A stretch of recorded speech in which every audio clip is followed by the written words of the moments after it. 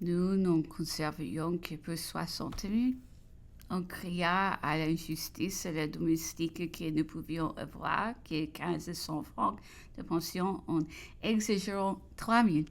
Jusqu'à des chambres inquiets, on ayant réclamé aussi, se plaigneront au tout monde de notre réponse qu'il n'y avions qu'un titre. Mon frère, dans l'espoir que le sort promis par le souverain lui fournirait les moyens d'acquitter les dettes de ma mère et dans l'impossibilité où j'étais de l'aider. Eux seuls et eux meubles. J'ai nu que la moitié de la galerie des tableaux et la moitié des diamants. Les journaux porteront cette succession à 15 millions. Nous ne jugions pas à propos de mentir d'autant, plus que la longue élévation de ma mère prêtait à cette exagération de calcul. En effet, elle avait possédé une très brillante fortune, mais elle donnait toutes les souvent plus qu'elle ne pouvait. On se plaisait alors à accroître les trésors qu'on lui supposait. Ainsi qu'un nous peut faire mieux contraster le luxe de notre cœur dans sa plus haute puissance avec l'espèce de détresse à laquelle on supposait que pendant son exil s'était vue réduite la famille qui venait régner en France. La duchesse d'Angoulême était partout sympa eux, sans diamant, son châle de cachemire et semblait tenir beaucoup à son petit chapeau en blé. Peut-être ce négligé affecté était-il plus que personne, les signes d'ancien malheur et redoublés d'intérêt, mais peu d'autres aussi, c'était la preuve d'une éducation toute étrangère et d'une ignorance où ces princes pouvaient être des habitudes et des usages du pays qui venaient gouverner. Chapitre 14. Mon frère sentait chaque jour la nécessité de partir. Les ouvriers du Faubourg étaient allés demander de l'ouvrage aux Tuileries d'un ton assez haut. Nous apprîmes qu'au milieu de leur plainte, le nom du prince Eugène avait été proféré. Il fallait donc penser à cette séparation qui m'enlevait mon dernier appui.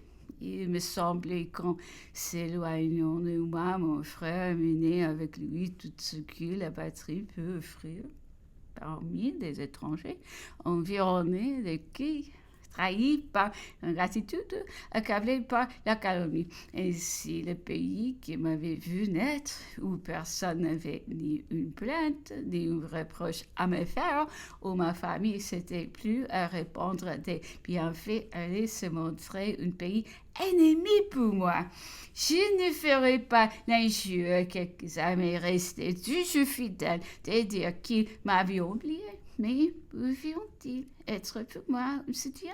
Leur zèle même fut quelquefois indiscret. Souvent dans mon salon se rencontraient des personnes d'opinion les plus opposées.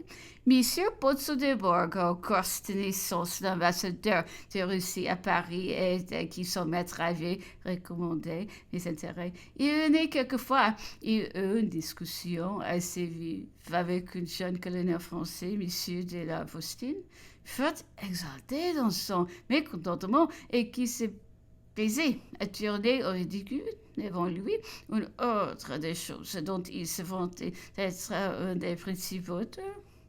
Je sais que M. Pozzo de Borgo s'était plaint de la liberté avec laquelle on s'exprimait chez moi.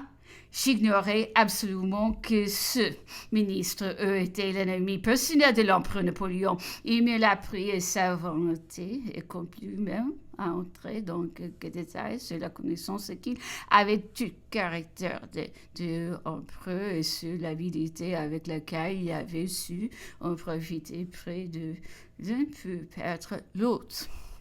Connaissant combien Alexandre était sensible aux attaques personnelles, il savait tirer parti des moindres mots échappés à la vivacité de Napoléon pour exalter encore la susceptibilité de son souverain. C'était ainsi qu'il était parvenu par décret à former une inimitié sur laquelle il comptait peut perdre tout ou tard l'empereur Napoléon. Par exemple, Napoléon faisait-il des propositions amicales dont la réponse restait quelque temps de douce. Les ministres étaient assurés d'en voir bientôt détruire les faits par un article de Gazette française piquant contre Alexandre. Ils sont pressés de le mettre sous ses yeux, sachant trop qu'il était surtout sensible aux attaques personnelles. Il animait sa susceptibilité contre l'emportement de l'autre. J'avais vécu si complètement étrangère jusque-là aux affaires politiques que je prenais pour la première fois par M. Posse de Bourgogne. Lui-même son inimitié contre l'empereur Napoléon, son homme n'était pas encore parvenu à m'honorer avant qu'il se présentât chez moi au nom de son souverain, l'empereur de Russie. La connaissance de cette inimitié me fit faire alors une pénible retour sur ma situation. J'ai vu peu ennemis dans mon pays, les hommes qui les gouverneront, et il ne me restait peu appui contre eux que les ennemis de ma propre famille. Comme ma santé avait besoin des eaux, j'étais convenu avec mon frère que lui, sa femme et moi, nous réunirons à Aix-en-Savoie. Je voulais y conduire mes enfants, et l'opinion des ducs de Vessens et de quelques personnes étendues en politique fut de ne pas les éloigner dans les premiers moments d'une patrie où ils avaient obtenu le bonheur de rester, qu'on profiterait peut-être de cette absence pour violer les engagements contractés envers eux et se poser à leur retour, qui fait au contraire habitué à leur présence sans compte et attacha d'inconvénients. Vers cette époque, il parut dans les journaux une protestation de mon mari qui refusait pour lui et pour ses enfants les conditions du traité du 11 avril. Il faisait également imprimer des actes faits à son départ de la Hollande. Elle est même, je crois, ceux qui avaient envoyé par M. Descartes au corps législatif au Sénat. Parmi ces papiers figurait aussi la lettre qui m'était adressée et qui fut supprimée par l'empereur. Il m'en parla alors sans me la remettre, étant manifestant son vif mécontentement de voir un père français lui-même rejeter pour ses fils le titre de prince français. Mon mari me défendait dans cette lettre de rien recevoir de son frère et m'abandonner pour pouvoir vivre ses biens particuliers de France et de Hollande. Bien heureux dans l'un de ces deux pays et nous dans l'autre.